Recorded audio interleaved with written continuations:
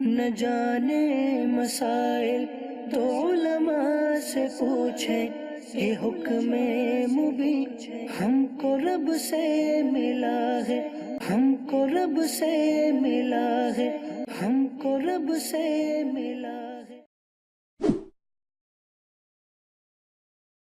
رب العالمین والصلاة والسلام علی سید المرسلین، اما بعد فاعوذ باللہ من الشیطان الرجیم، بسم اللہ الرحمن الرحیم۔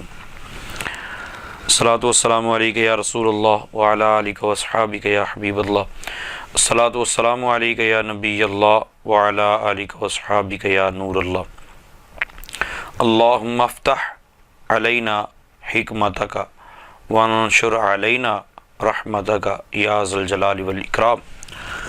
رب یسر ولا تعسر وتمم بالخیر، صلو علی الحبیب صلی اللہ تعالی علی محمد صلی اللہ تعالی علیہ وسلم۔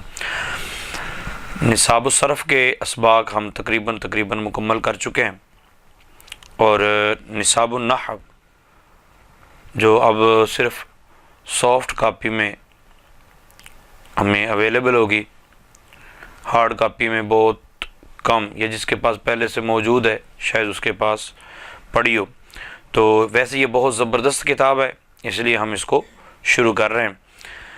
آپ کو یاد ہوگا کہ میں نے یہ عرض کیا تھا کہ صرف کے اندر عرب کا جو کلمات کا ایک گٹھ جوڑ ہے، صرف کے اندر کلمات بنائے جاتے ہیں، اور نحو کے اندر ان کلمات کو جوڑ کر ایک کلام کی شکل دی جاتی ہے۔ یہ ابتدا میں نے عرض کیا تھا جب صرف پڑھنے لگے تھے کہ صرف ہم کیوں پڑھتے ہیں۔ گویا ہم کلمات کو بنانے کا طریقہ سیکھتے ہیں کہ فاعل کے لیے کون سا کلمہ ہوتا ہے، مفعول کے لیے کون سا کلمہ ہوتا ہے، ماضی کے لیے کون سا کلمہ ہوتا ہے، مضارع کے لیے کون سا کلمہ ہوتا ہے۔ یہ سارے کلمات بنانے کا طریقہ جو ہے وہ ہم صرف میں سیکھتے ہیں، اور ہم وہ سیکھ چکے ہیں، وہ سارے اسباق وہ اپنے انداز سے آپ اس کو پہلے کلیئر کر چکے ہیں۔ اور اب ہم شروع کرنے لگے ہیں نصاب النحو۔ تو نصاب النحو کا جو پہلا سبق ہے وہ نحو کی ابتدائی باتوں کے حوالے سے، کہ علم نحو کی تعریف کیا ہے، علم نحو کا موضوع کیا ہے، پھر موضوع کس کو کہتے ہیں، اور علم نحو کی غرض کیا ہے، یعنی اس کا فائدہ کیا ہے، علم نحو کو نحو کہنے کی وجہ کیا ہے، اس کو وجہ تسمیہ بھی کہتے ہیں، یعنی جس چیز کا ہم نے جو نام رکھا ہے وہ نام رکھنے کی وجہ کیا ہے، اس کو کہتے ہیں وجہ تسمیہ۔ تو علم نحو کی تعریف، نحو کا لغوی معنی ہے طرف، کنارہ یا قصد کرنا، ارادہ کرنا، اور اصطلاح میں اس سے مراد وہ علم ہے جس میں ایسے قواعد بیان کیے جائیں کہ جن کے ذریعے اسم، فعل اور حرف کو آپس میں ملانا، اور اس کے آخر میں جو تبدیلی واقع ہوتی ہے یا نہیں ہوتی، اس چیز کے قواعد بیان کیے جائیں۔ تبدیلی ہوگی تو کس انداز سے ہوگی، اس کے قواعد بیان کیے جائیں، اور اس تبدیلی کی نوعیت کا علم حاصل ہو، نیز کلمات کو آپس میں ملانے کا طریقہ بھی معلوم ہو۔ اصل میں جو میں عرض کرنا چاہ رہا ہوں وہ یہ ہے کہ آپ صرف ہے یا نحو ہے، یہ کوئی بھی ہے، آپ اپنے الفاظ کے ساتھ جب اپنے مقصود کو بیان کر جائیں گے تب کامیابی ملے گی۔ تو نحو کا لغوی معنی طرف، کنارہ، راستہ، قصد کرنا، ارادہ کرنا، اور اصطلاح میں اس سے مراد وہ علم ہے جس میں ایسے قواعد بیان کیے جائیں گے جن کے ذریعے اسم، فعل اور حرف کے آخر میں، کیونکہ آپ اینٹیں جب جوڑتے ہیں نا تو اس کے کنارے ہی آپ استعمال کرتے ہیں، کبھی اینٹ کے درمیان سے وہ آپ کا کوئی مقصد نہیں ہوتا۔ اس طرح کلمات کے درمیان میں کیا ہے، کلمات کا عین کلمہ کون سا ہے اور عین کلمہ کو کیسے پڑھیں گے، یہ سارا صرف کے اندر گزر چکا ہے۔ نحو کے اندر صرف آخر کو جوڑنے کا طریقہ، یعنی آخر میں تبدیلی واقع ہوتی ہے یا نہیں ہوتی، اور اگر ہوتی ہے تو کس قسم کی تبدیلی واقع ہوتی ہے، اس چیز کا علم حاصل ہمیں ہو جائے گا نحو کے قواعد پڑھ کر، اور کلمات کو آپس میں ملانے کا طریقہ بھی ہمیں معلوم ہوگا نحو کے اندر۔ اب علم نحو کا موضوع کیا ہے، تو اس سے پہلے آپ موضوع کی تعریف سن لیجئے کہ کسی علم کا موضوع، کسی بھی علم کا موضوع وہ شے ہوتی ہے جس کی ذات سے متعلقہ احوال کے بارے میں اس علم میں بحث کی جائے. جیسے علم طب کا موضوع بدن انسانی ہے، تو اب علم طب کے اندر جس چیز کے متعلق، جس چیز کے معاملات کو اچھالا جائے گا، کھنگالا جائے گا، وہ ہے بدن انسانی. انسان کے کون سے عضو، کون سے اعضاء، کون سے معاملات، کون سی بیماریاں، مطلب گھوم پھر کے بات آ جائے گی انسانی بدن پر. تو اب دیکھنا یہ ہے کہ علم نحو کا موضوع کیا ہے، یعنی نحو کے اندر ہم کس کے ارد گرد گھومیں گے، نحو کے اندر ہم کس کو جانیں گے، کس کو پہچانیں گے، کس کے احوال کے متعلق بات ہوگی. تو لکھتے ہیں کہ اس علم کا موضوع کلمہ اور کلام ہے، کہ اس علم میں انہی کے احوال سے بحث ہوتی ہے. یعنی کلمہ یا کلام، کلمات کو جوڑیں گے کیسے، کون سے کلمے کو کہاں رکھیں گے، فعل کو کہاں رکھیں گے، فاعل کو کہاں رکھیں گے، مفعول کو کہاں رکھیں گے، مفعول کو فاعل سے پہلے رکھیں گے تو کیا ہوگا، فاعل کے بعد رکھیں گے تو کیا ہوگا، حالت بیان کرنے کے لیے کون سا کلمہ آئے گا اور وہ کس جگہ آئے گا، ٹھیک ہے، استثناء کیسے ہوگا. یہ ساری چیزیں جو ہیں وہ اب کلمات کو جوڑنے سے، کلمات کو جوڑ کر پھر کلام بنائیں گے. اب یا کلمہ ہوگا یا کلام ہوگا، کلمہ ہے یا کلام ہے. تو گویا آپ علم نحو سارا کا سارا جن چیزوں کے آس پاس گھومے گا، یعنی جو اس کا موضوع ہے وہ ہے کلمہ اور کلام. اب علم نحو پڑھنے کا فائدہ ہمیں کیا ہے، یعنی علم نحو ہم کیوں پڑھتے ہیں، اس کی علت کیا ہے، اس کی لاجک کیا ہے. آخر کوئی بھی کام ہم کرنے لگیں تو ایسا نہیں ہے کہ ہم چل پڑے ہیں اور چلتے گئے، کسی نے پوچھا کہاں جا رہے ہو، بولے ابھی تو جا کے پتہ چلے گا کہ ہم کہاں جانے کا ارادہ رکھتے ہیں. نہیں، ایسا نہیں. ہمیں کوئی بھی کام شروع کرنے سے پہلے ذہن میں ہونا چاہیے کہ ہم کون سا کام کرنے جا رہے ہیں اور کیوں کرنے جا رہے ہیں، اس کی وجہ کیا ہے.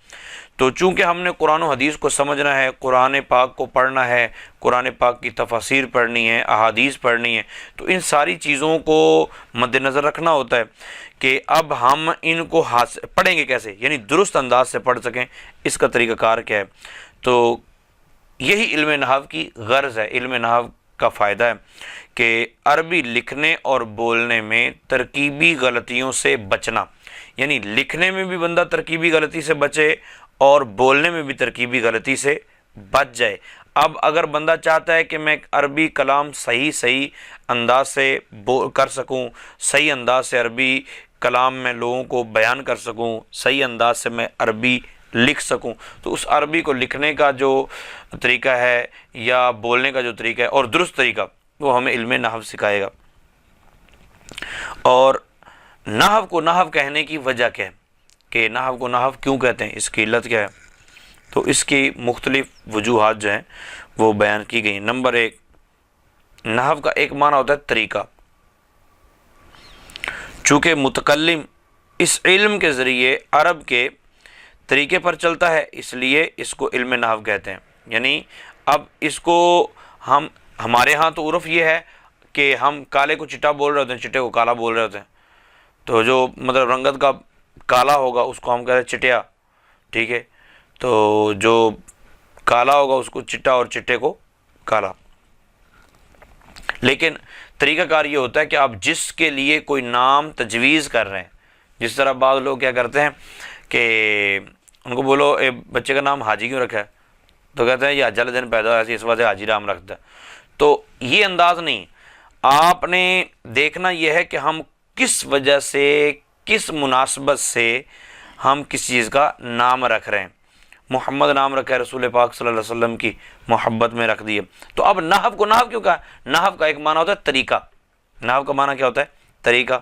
تو اس علم کو جاننے والا چونکہ عربی بولنے اور عربی لکھنے میں ترکیبی غلطیوں سے بچتا ہے اور عربیوں کے طریقے پر چلتا ہے، اس لیے اس کو بولتے ہیں علم نحو. اور دوسرا اس کا معنی ہے کنارہ. لغوی معنی کنارہ ہے. تو چونکہ اس علم میں کلمے کے کنارے، یعنی کلمے کے آخر پر جو موجود حرف ہوتا ہے، آخری حرف، اسی سے بحث کی جاتی ہے. اس پر زبر کب آئے گی، زیر کب آئے گی، پیش پر کب آئے گی، مرفوع کب ہوگا، منصوب کب ہوگا، مجرور کب ہوگا، یہی چیزیں چیک کی جاتی ہے. تو کلمے کے چونکہ کنارے کے متعلق کی بات ہوتی ہے تو اس لیے اس علم کو ہم علم نحو کہتے ہیں. نمبر 3، اس کا ایک معنی ہے ارادہ کرنا. یعنی ارادہ کرنا، کہ ارادہ جو بھی علم نحو حاصل کرنے کا ارادہ کرتا ہے کیونکہ سب سے پہلے جس نے اس علم کے قواعد کو جمع کرنے کا ارادہ کیا، ہم تو سیکھنے کا ارادہ کرتے ہیں تو ہمارا مقصد یہ ہوتا ہے کہ ہم عربیوں کے طریقے پر چلیں، لیکن جس نے سب سے پہلے اس علم کو جمع کرنے کا ارادہ کیا تو اس نے لفظ جو بولا نا ارادے کے لیے، اردت بھی بول سکتا تھا، قصدت بھی بول سکتا تھا، لیکن اس نے جو بولا وہ نحوت بولا۔ تو اب نحوت بولا تو اس کا جو اصلی حروف ہیں، اس کا جو مادہ ہے وہ ہے نحو، تو چونکہ اس نے سب سے پہلے نحوت کا لفظ استعمال کیا تو اس علم کو علم نحو کہا جانے لگا۔ نمبر 4، اس کا ایک معنی مثل بھی ہے، چونکہ اس علم کا جاننے والا عربوں کی مثل کلام کرنے پر قادر ہو جاتا ہے، اس لیے اسے نحو کا نام دیا گیا۔ امید ہے سمجھ آ گئی ہوگی کہ نحو کو نحو کہنے کی وجوہات کیا ہیں۔ اچھا، پھر اب یہ ہے کہ اس علم کو وضع کس نے کیا، نہیں کس نے سب سے پہلے اس علم کی ترویج و اشاعت کا بیڑا اٹھایا کہ لوگوں کو پتہ چلے، وہ عربیوں کی طرح کلام کر سکیں، وہ عربی لکھ سکیں۔ تو اس علم کے واضح حضرت علی المرتضیٰ رضی اللہ تعالی عنہ ہیں۔ آپ رضی اللہ تعالی عنہ ہی کے حکم سے حضرت ابو الاسود علیہ الرحمہ نے باقاعدہ اس علم کی تدوین کی، یعنی حضرت علی المرتضیٰ رضی اللہ تعالی عنہ نے حکم دیا تھا، تو پھر اس حکم کی بنا پر حضرت ابو الاسود علیہ الرحمہ نے باقاعدہ اس علم کی تدوین کی۔ اصل میں ہوتا ہے کہ بعض کتابوں میں لکھا ہے حضرت علی رضی اللہ عنہ اس کے واضح ہیں، اور بعض نے لکھا ہے ابو الاسود ہیں، تو یہ تطبیق یوں ہے کہ حضرت علی المرتضیٰ رضی اللہ تعالی عنہ نے ابو الاسود کو بولا تھا۔ تو یہ پہلا سبق ہے، اس کو اچھے طریقے سے یاد کیجئے۔